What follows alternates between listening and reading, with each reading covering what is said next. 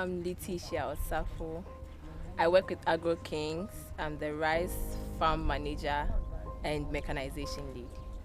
The training program was a 4-week program. We had 2 weeks of theory and then 2 weeks of the practical session.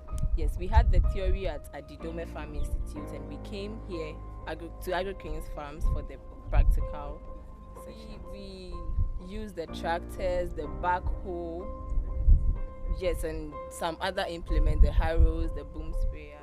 Currently, I'm with Agro Kings as the mechanization lead and the rice farm manager, and I get to operate the tractors and also some other implements. Yes, it's been good, helpful.